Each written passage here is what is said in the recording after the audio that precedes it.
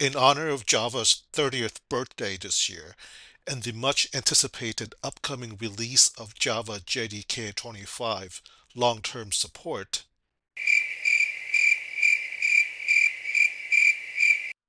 Oh, I'm just kidding. I'm actually quite curious to know what's in the OpenJDK 25 release. But in this video, I'm going to talk briefly about a funny story regarding Java in corporate America that I was involved in a while back.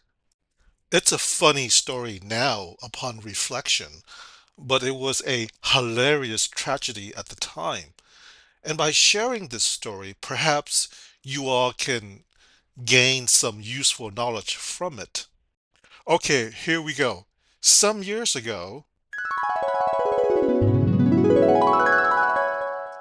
I was a brand new staff front-end software engineer for a very large American company in the United States. My Scrum team used Java on the back end exclusively. And of course, being the new guy, I went around and introduced myself to all of the front end as well as back end developers on the team. Now, I'm a personable guy and I enjoy talking to people and learning about them. I think it makes for a good working relationship. During my first week there, I met the most senior Java developer on the team who, at that time, had 11 years of experience, all with the same company. Needless to say, she had a lot of tribal knowledge of the code base that the team interfaced with. During that week, this developer had a task to make a one-line Java coding change in a GitHub Java repo that looks kind of like this. Obviously, for legal and ethical reasons, I cannot show you all the real repo. And I'm using VS Code as the IDE here because I don't have a license for IntelliJ Ultimate Edition, which was the IDE that we use at work for all Java development. Let me emphasize again that the task was a trivial one. It was literally a one-liner to add one more field to a pre-existing drop-down menu. All of the data that was needed was already in the database and all of the supporting codes was already in the code base. The pull request was already reviewed and approved by multiple developers.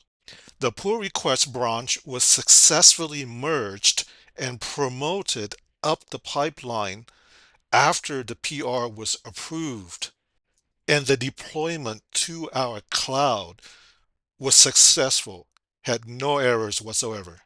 But yet the change did not take effect in the production environment. And no, it was not a caching issue. And upon further investigation, she told me that this has been a lingering issue going back to the previous sprint 2 weeks before I had started at the company. The staff backend engineer on the team, my counterpart on the team, had tried to help her, but to no avail. They even brought in the principal backend engineer for the group to help, again, to no avail. Now, before we lean on the stereotypes about the origin stories of Java developers in the United States, let me assure you that this Java developer was born and raised in Florida and graduated from Florida State University. And during our one-on-one conversation, she told me that her ancestor came to America on the Mayflower and that her descendants were daughters of the American Revolution, the DIR. Kind of a flex, but whatever. More power to you. All this to say that there wasn't any language barrier issues or cultural divide. One of the first things I asked her regarding the code changes in the pull request was if she had made any other code changes beside the one-liner for the drop-down menu. She told me that she had changed the main branch name from master to main. It was an older repo, and it seemed like a reasonable thing to do to keep up with the times. And so what I had her do was to do a global search on the repo. Again, we use IntelliJ Ultimate, which has excellent search functionality, to see if all instances of the master branch name has indeed been changed to main.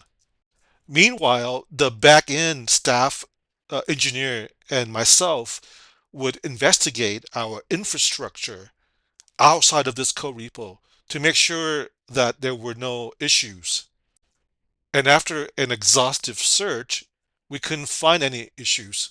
And when all hope seemed lost, just out of curiosity, I opened the repo and did a global glob search for anything at all associated with the word master. Lo and behold, there was.